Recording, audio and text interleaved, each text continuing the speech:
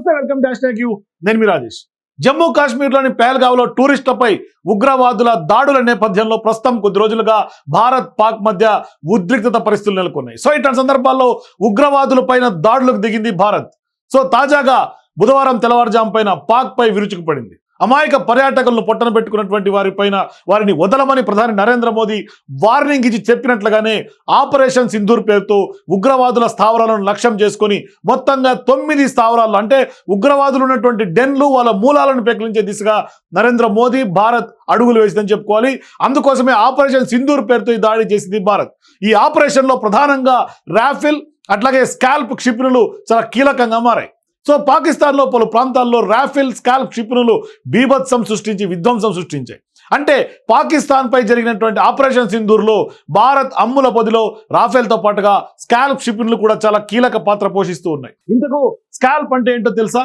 Scalp అంటే ఒక deep strike cruise క్షిపణి. ఇది గాల్లో నుంచి భూమిపై దాడులు చేస్తుంది.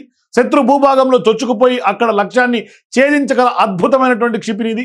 అంతేకాదు ఆకాశంలో ఉంటూ ఉగ్రవాద స్థావరాలపై అటాక్ చేసే సామర్థ్యం కూడా ఈ స్కాల్ప్ సొంతం.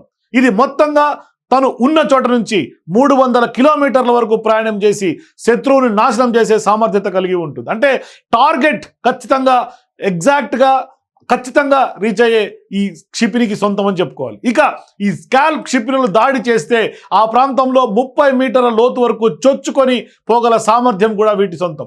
అంటే 1300 కిలోల బరువుతో 450 కిలోల పేలోడ్తో ఉండటం దీని ప్రత్యేకత. 5 మీటర్ల కంటే పొడవు, 63 సెంటీమీటర్ల వ్యాసార్థం కలిగి ఉంటుంది. అందుకే ఆపరేషన్ సింధూర్లో రాఫెల్, స్కాల్ప్స్ రెండూ కూడా కీలక భూమిక పోషించాయని చెప్పాలి. ముఖ్యంగా అత్యంత సంక్లిష్టమైనటువంటి ఈ ఆపరేషన్లో లష్కర్ ఎ తోయిబా, జైష్-ఇ మొహమ్మద్ ప్రధాన స్థావరాలపై దాడి చేయడంలో ఈ రెండు చాలా కీలకంగా మారాయి. ఇండియన్ ఆర్మీ కూడా వీటినే ఉపయోగించి ఆ ఉగ్ర మూకలను మట్టుబెట్టినటువంటి పరిస్థితి. సో ఇప్పుడు ఈ రెండు కూడా బుధవారం రాత్రి పాక్కు నిద్ర లేకుండా చేశారనడంలో ఎటువంటి సందేహం లేదు. పెహల్గావ్లో టూరిస్టులపై ఉగ్రవాది దాడి తర్వాత పాకిస్తాన్కు గట్టి బుద్ధి చెప్పాలని దేశవ్యాప్తంగా డిమాండ్ వినిపిస్తోంది.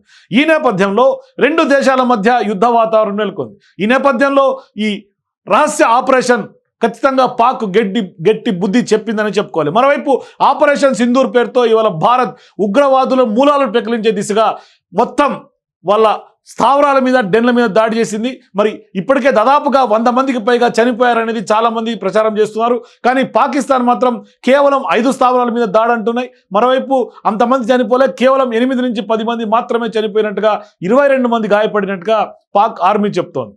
మరి నిజంగానే పాకిస్తాన్ ఇంత జరిగినా ఉగ్రవాదులకు సంబంధించినటువంటి డెన్ల పైన భారత్ ఖచ్చితంగా ఆ పిన్ పాయింటెడ్గా ఆ డెన్ల మీద దాడి చేసిన తర్వాత కూడా ఇప్పటికీ సిగ్గు రాలేదు పాకిస్తాన్కి. ఇంత కూడా బుద్ధి రాలేదు. ఎందుకు ఈ మాట అంటున్నారంటే నేను ఒకసారి మీకు వీడియో చూపిస్తాను. చూస్తున్నాం ఈ వీడియోలో పాకిస్తాన్ ఆర్మీకి సంబంధించినటువంటి చీఫ్ అట్లాగే కొందరు అధికారులు ఈ క్షిపణుల దాడిలో ఏదైతే భారత్ ఎయిర్ స్ట్రైక్స్ చేసిందో ఆ ఎయిర్ స్ట్రైక్లో చేసినటువంటి దాడుల నేపథ్యంలో హాస్పిటల్ పాలైనటువంటి వాళ్ళని పరామర్శిస్తున్నటువంటి పరిస్థితి. అంటే ఇప్పుడు ఖచ్చితంగా క్లియర్గా అర్థమవుతుంది పాకిస్తాన్ ఆర్మీ, పాకిస్తాన్కి సంబంధించినటువంటి ఏదైతే ఆర్మీ అధికారులు కానీ అక్కడ ప్రభుత్వం కానీ స్పష్టంగా ఏదైతే ఇప్పటిదాకా లష్కర్ ఎ తోయిబా కానీ, జైష్-ఎ మొహమ్మద్ కానీ ఇటువంటి ఉగ్రవాద సంస్థలకు స్పష్టంగా వాళ్ళు ఆశ్రయం ఇస్తున్నారు, వాళ్ళు అండగా ఉంటున్నారని చెప్పడానికి ఇదే ఒక పెద్ద నిదర్శనం అని చెప్పాలి. పాక్ ఆర్మీ అధికారులు ఎవరైతే ఈ ఘటనలో గాయపడినటువంటి వాళ్ళు స్వయంగా పర్యవేక్షించడం అంటేనే స్పష్టంగా దీని వెనకాల పాక్ వక్ర బుద్ధి స్పష్టంగా అర్థమవుతుంది. పాక్ కుట్ర తెలుస్తోంది.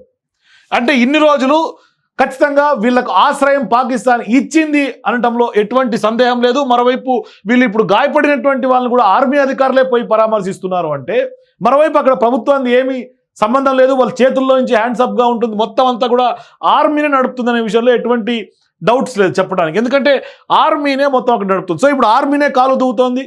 మరోవైపు ఈ ఉగ్రవాదుల దాడుల తర్వాత తాజాగా ఇండియన్ ఎయిర్ స్ట్రైక్స్ చేసిన తర్వాత ఇప్పుడు కూడా ఎల్ఓసిలో పెద్ద ఎత్తున భారత్ ఆర్మీ జవాన్ల పైన కాల్పుల వర్షం కురిపిస్తుంది. అంటే మనం కూడా ఏమి తగ్గేది లేదంటే రిటాలియేట్ చేస్తున్నాం.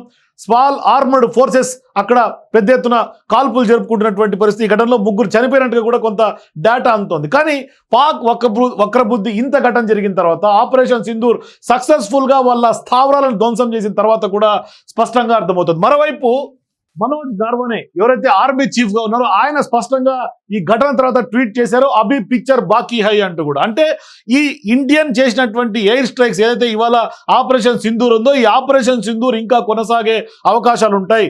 ఇంకా ఎక్కడెక్కడైతే ఉగ్రవాదులకు సంబంధించినటువంటి మూలాలు ఉన్నాయో, ఉగ్రవాదులకు సంబంధించినటువంటి స్థావరాలు ఉన్నాయో అవన్నీ కూడా ధ్వంసం చేసే అవకాశాలు స్పష్టంగా కనిపిస్తున్నాయి. మరి ఇండియా పాకిస్తాన్ మధ్య యుద్ధం వస్తుంది అనే ప్రచారం జరుగుతోంది. అందుకనే ఇవాళ సాయంత్రం 4 గంటలకు ప్రతి ఒక్క పౌరుణ్ణి అలర్ట్ చేసే విధంగా మాక్ డ్రిల్స్ కూడా భారత ప్రభుత్వం చేపట్టింది. మరోవైపు సమస్యాత్మక ప్రాంతాల్లో భాగంగా హైదరాబాద్, వైజాగ్, విజయవాడను కూడా గుర్తించింది కేంద్రం. ఖచ్చితంగా హైదరాబాద్లో గోల్కొండ, అట్లాగే సికింద్రాబాద్, కాచిగూడ స్టేషన్ ఇట్లా పలు ప్రాంతాల్లో మాక్ డ్రిల్స్ ఇండియన్ ఆర్మీ నిర్వహించే అవకాశం ఉంటుంది. మరోవైపు ప్రతి ఒక్క కూడల్లో కూడా పోలీసులు సైరన్లు మోగిస్తారు, అప్రమత్తత చేస్తారు.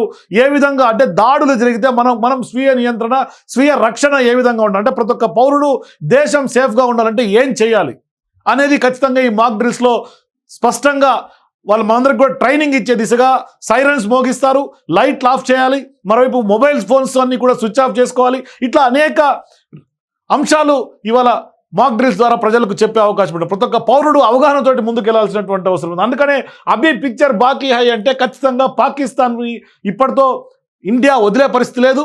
స్పష్టంగా భవిష్యత్తులో మరిన్ని దాడులు జరిగే అవకాశాలు ఉంటాయి. ఆపరేషన్ సింధూర్కి ఇది కేవలం ఎండ్ కార్డు మాత్రమే పడలేదు, ఇంకా మరిన్ని దాడులు భవిష్యత్తులో కొనసాగే అవకాశం ఉంటాయి. అది స్పష్టంగా మనోజ్ నార్వానే ఎవరైతే ఆర్మీ చీఫ్గా ఉన్నారో ఆయన చేసినటువంటి ట్వీట్ ద్వారా మనకు అర్థమవుతుంది. అభి పిక్చర్ బాకీ హై అంటే ఉగ్రవాదులకు సంబంధించినటువంటి మూలాలు ఎక్కడున్నా ఇంకా పెకిలిస్తాము, ఇది ఇంతటితో ఆగలేదు, ఖచ్చితంగా దాడులు మరిన్ని జరిగే అవకాశం ఉంటుంది.